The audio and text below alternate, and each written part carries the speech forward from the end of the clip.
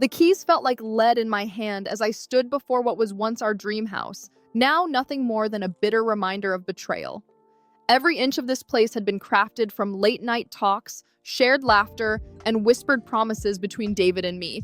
We had spent 3 years designing every detail, down to the reclaimed wood in the living room and the oversized kitchen island where we had imagined cooking Sunday breakfast together. But all of that was gone now. This house, our house, belonged to someone else, not a buyer, not a stranger.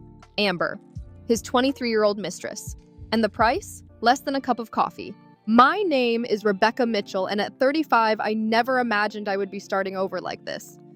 Yet here I was, standing in the doorway, watching my husband of 12 years casually packing his bags, his expression dripping with smug satisfaction, as if he had pulled off the greatest trick in the world. "You cannot do this," I said, my voice steadier than the chaos raging inside me. "We built this house together." David barely looked up. "Actually, I built it. My name is on every piece of paperwork, remember? You were too busy with your law practice to deal with the tedious details, as you called them." That much was true. I had trusted him entirely to oversee the construction while I focused on my career as a real estate attorney. The irony of it all did not escape me. "So you just gave it to her for $1? I asked, watching him carefully. David smirked. "It is a perfectly legal transaction, Becca. You, of all people, should know that. $1 is valid consideration for a property transfer. The deed is already recorded. There is nothing you can do about it." He was so confident, so sure of himself. I thought about the document I had found just hours earlier, tucked away among a stack of construction paperwork he had assumed I would never look through. "You are right," I said softly. "The deed is recorded, every single page of it." Something in my tone made him pause. He finally looked up, his smugness flickering. "What is that supposed to mean?" "Nothing," I replied, turning toward the door. "I hope you and Amber will be very happy here, though you might want to read the fine print before you get too comfortable." "What fine print?" he called after me. I did not answer. Let him figure it out. I walked out without looking back, but as I got into my car, my mind raced back to the moment everything had changed. 2 weeks ago, but it was late at night, and I was at my office, drowning in paperwork when a colleague appeared at my door. "Rebecca," she said hesitantly, "I think there is something you should see." She handed me a property transfer document, our house deed, signed over to Amber Collins for $1. The date on it was 3 days prior. At first, I felt nothing. Then, the weight of it hit me like a freight train. But shock quickly burned into something sharper, something more dangerous. I was a real estate attorney. If David thought he could cheat me in my own field, he was about to learn a very expensive lesson. For the next 48 hours, I did nothing but dig. I pored through every contract, every record, every obscure clause he had never bothered to read. And there it was, buried deep in the deed restrictions. A clause. It was common in custom builds in our county, a protection put in place to prevent quick resales for less than market value. The rule was simple. If the property was sold for less than its assessed worth within 5 years of completion, it would trigger an automatic reassessment by the county assessor's office. And the difference? Taxable, immediately in full, and entirely the responsibility of the seller. Our house was worth $2.8 million.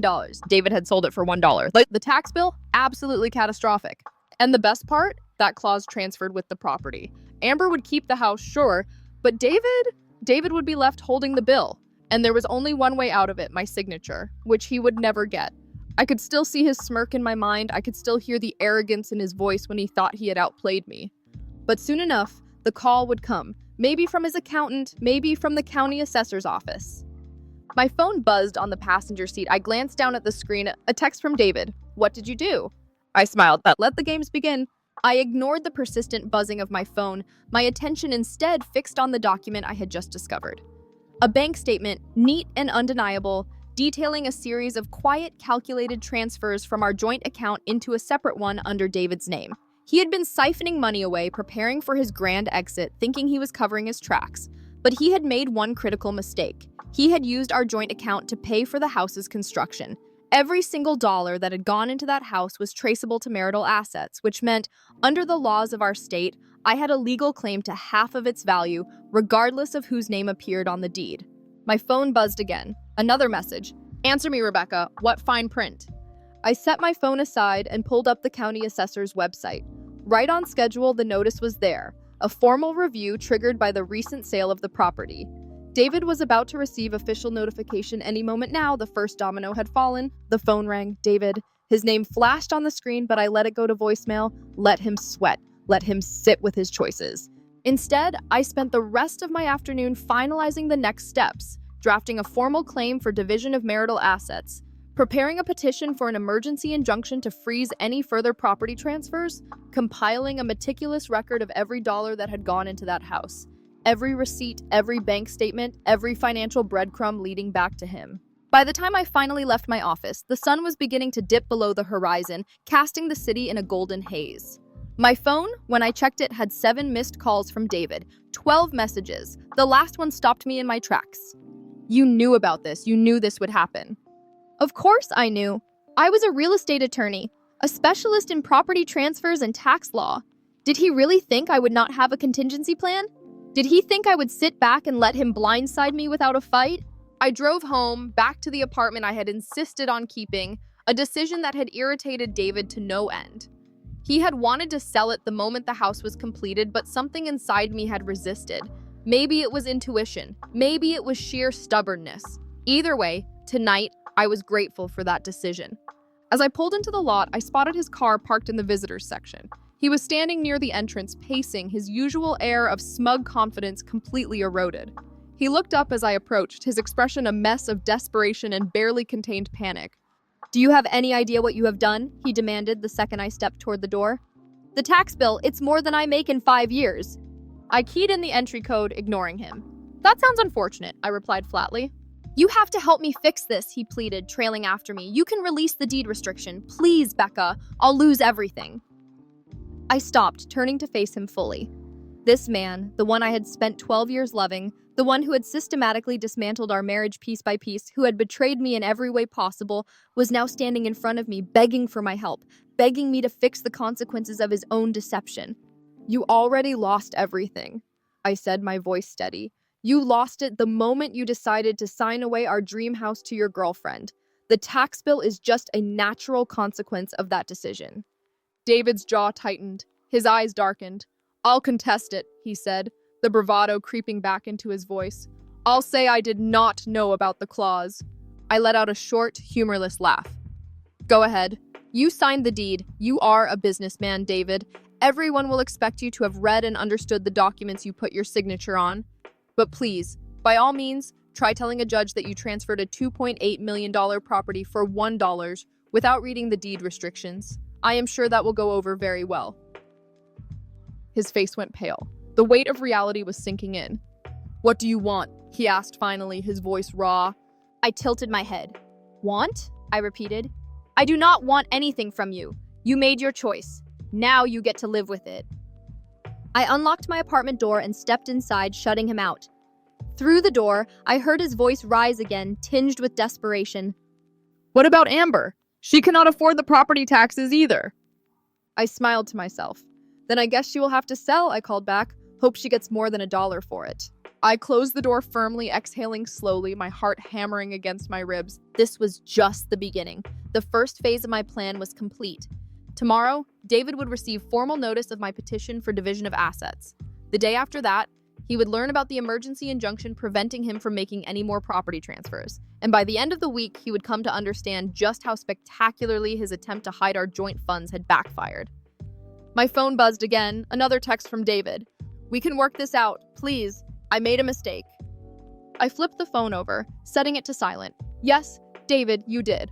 I walked into my kitchen, poured myself a glass of wine, and sat down at my desk.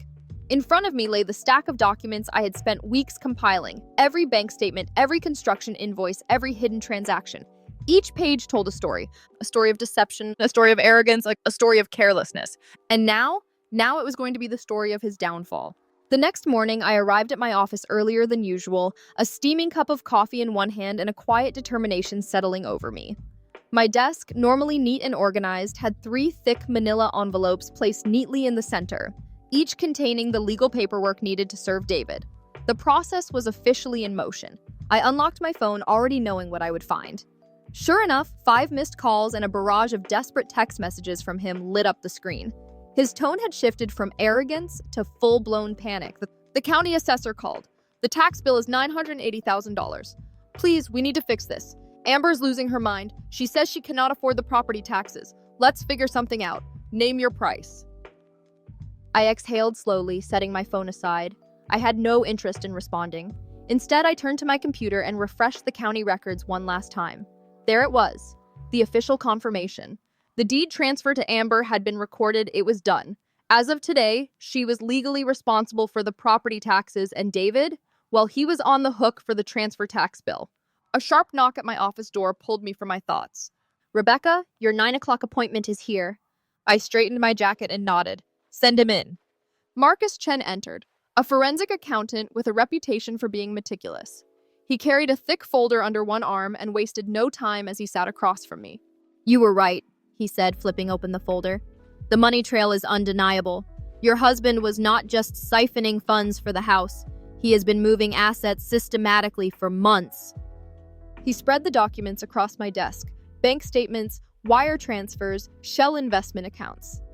My eyes scanned the evidence, each page making my stomach tighten. David had been orchestrating this long before I had suspected. "The good news," Marcus continued, "he is terrible at covering his tracks. Every single transaction is well documented. He funneled the money through your joint accounts, likely thinking that would make it harder to trace. Instead, it gave us the perfect breadcrumb trail." I forced a grim smile. "How much did he divert in total?"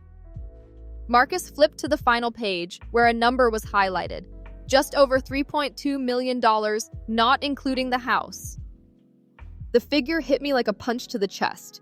Years of marriage, of shared dreams, and a supposed partnership, and all along, he had been setting himself up to walk away with everything. My phone buzzed again. Another text from David. "The bank is threatening to freeze my accounts. What did you do?" What I had done was file for an emergency asset freeze as part of my divorce petition. Given the overwhelming evidence of financial misconduct, the judge had granted it immediately. "The timing works in our favor," Marcus said, gathering his paperwork. "Most of these transfers started right after he began his relationship with Amber. That strengthens our argument for premeditated fraud."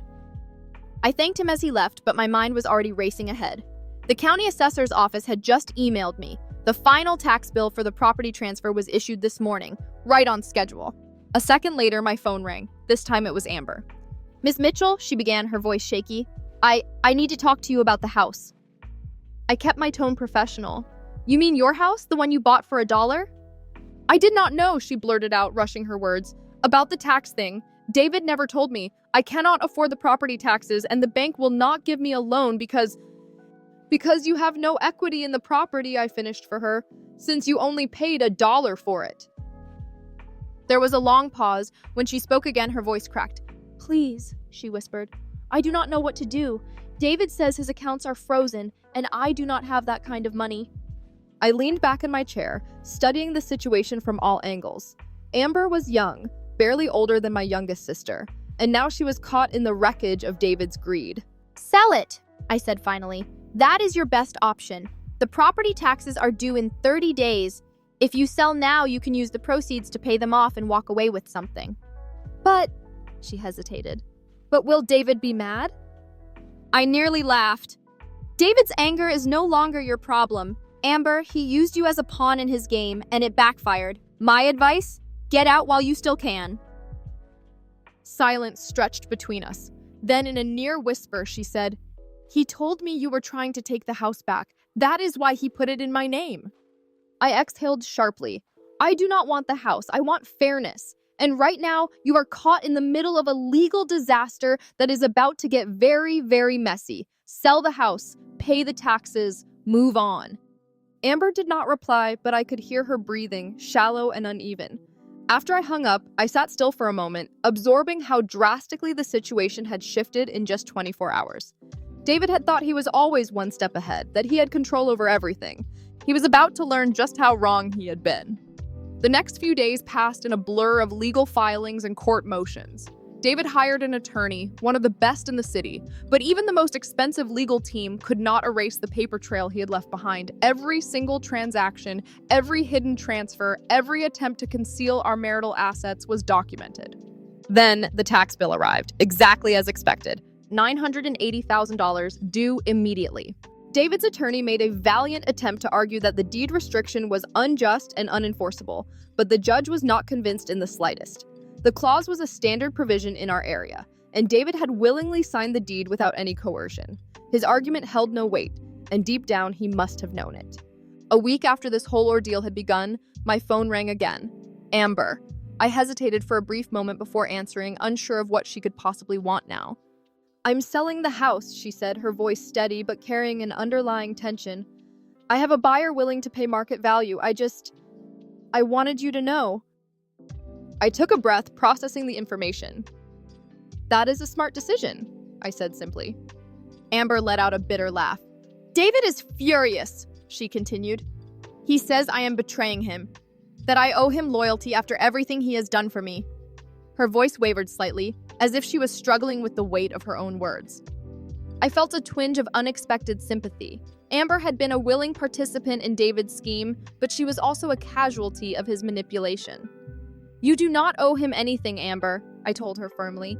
"He used you to try to hurt me, and he never once considered what it would cost you in the end." She was silent for a long moment before letting out a sigh. "Yeah," she murmured.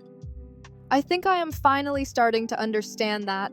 After she hung up, I sat for a moment staring at my phone.